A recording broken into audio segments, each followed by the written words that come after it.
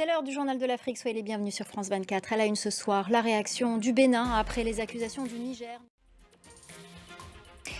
On revient ce soir sur les tensions entre le Niger et le Bénin. On vous le disait hier, depuis le coup d'État qui a entraîné la chute du président Bazoum au Niger, les relations entre les deux pays sont très tendues. Les relations semblaient se réchauffer entre le Bénin et le Niger avec la nomination des ambassadeurs. Mais le 31 décembre, regain de tension, le Niger accuse le Bénin d'implication dans des actes terroristes. Le ministre béninois des Affaires étrangères a aussitôt dénoncé ces propos. Et il est avec nous ce soir, Chegoun Bakari. Bienvenue sur notre plateau. Merci d'être avec nous et d'être venu réagir. Comment expliquez-vous ces accusations récurrentes du général Tchiani? Bonsoir. Alors, autre tension, monsieur le ministre, tension diplomatique entre le Mali et l'Algérie. Bamako accuse Alger d'actes d'ingérence. En cause, une critique du ministre algérien des Affaires étrangères sur la gestion de la crise sécuritaire par les autorités maliennes. La correspondance régionale de Serge Daniel. Monsieur le ministre, votre réaction sur ces tensions entre l'Algérie et le Mali, vous le disiez, il faut une coopération pour mettre à mal le terrorisme dans la région et ces tensions finalement mettent à mal la sécurité. Absolument.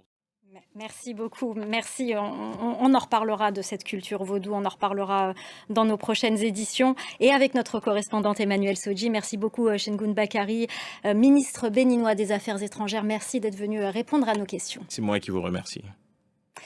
Grâce présidentielle en République démocratique du Congo, le président Félix Tshisekedi a signé une ordonnance accordant une mesure de grâce collective et de réduction de peine, un geste qui pourrait concerner des personnalités politiques condamnées à des peines de prison.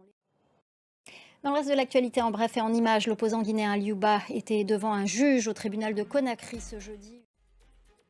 Au Zimbabwe, le Zimbabwe a officiellement aboli la peine de mort. Le président Emmerson Mnangagwa a promulgué une loi qui commue en peine d'emprisonnement les condamnations d'une soixantaine de condamnés à mort. Une décision saluée par l'ONU qui émet toutefois des réserves. Les précisions de Laurent Berstécher. Au Sierra Leone, un projet de loi en faveur de la légalisation de l'avortement provoque de vives controverses. Le texte, salué par les associations féministes, est bloqué sous la pression de chefs religieux. Les dispositions du projet de loi couvrent également l'élargissement de l'accès aux contraceptifs. La correspondance régionale d'Aminatou Diallo.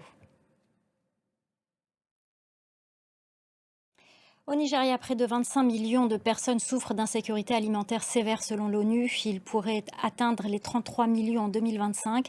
À travers le pays, les banques alimentaires sont essentielles pour de nombreux Nigérians. Clémence Valère.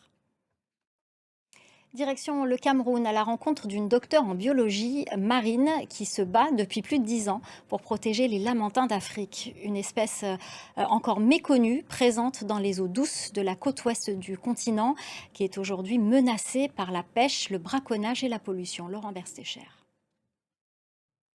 Pour finir, ces images en provenance du village de Mukuku au Kenya, où un objet métallique pouvant provenir d'une fusée est tombé du ciel.